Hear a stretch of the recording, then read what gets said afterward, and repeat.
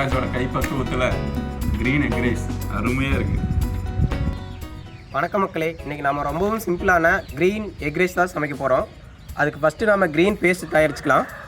அதுக்கு தேவையான பொருட்கள் சின்ன வெங்காயம், கொத்தமல்லி இலை, புதினா, கறிவேப்பிலை, பச்சை மிளகாய், இஞ்சி, பூண்டு. இதை வச்சு ஃபஸ்ட்டு நம்ம பேஸ்ட் ரெடி பண்ணிக்கலாம்.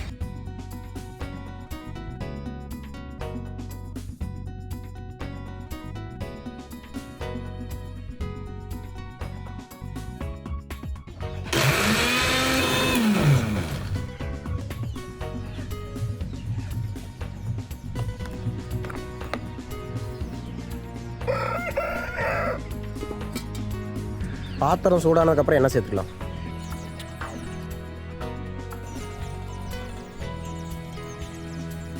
எண்ணெய் காஞ்சதுக்கப்புறம் நம்ம அரைச்சி வச்சிருக்கிற க்ரீன் பேஸ்ட்டை ஆட் பண்ணிக்கலாம்.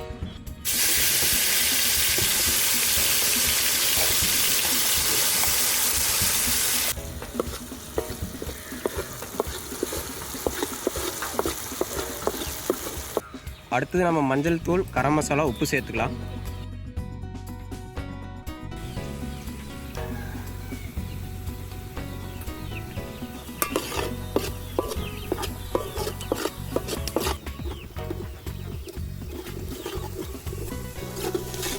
மசாலா பச்சை வாசனை போனதுக்கப்புறம் முட்டை ஆட் பண்ணிக்கலாம்.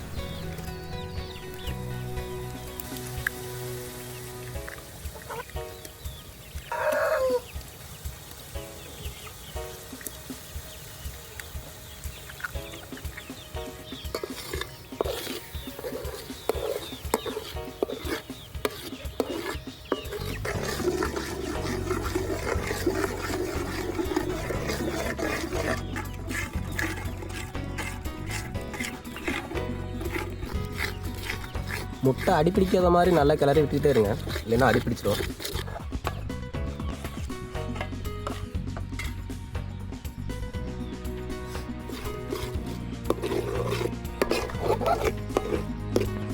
முட்டை நல்லா இந்த மாதிரி உதிரி உதிரியாக வந்ததுக்கப்புறம் சாப்பாடு சேர்த்து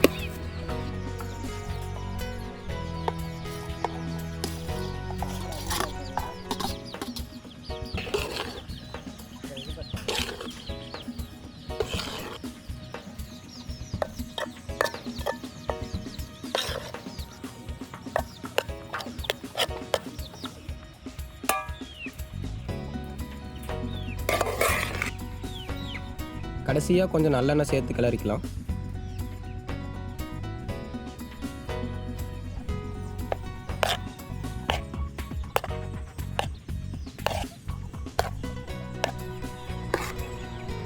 அவ்வளோதான், நம்மளோட சிம்பிளான க்ரீன் எக் ரைஸ் ரெடி ஆயிடுச்சு.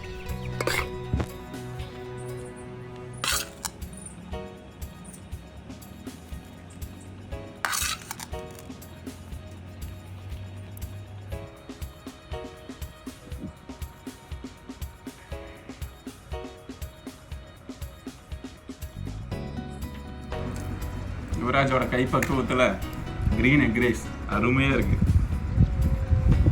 புதினா ரைஸும் எக் ரைஸும் மிக்சிங் மாதிரி இருக்குது.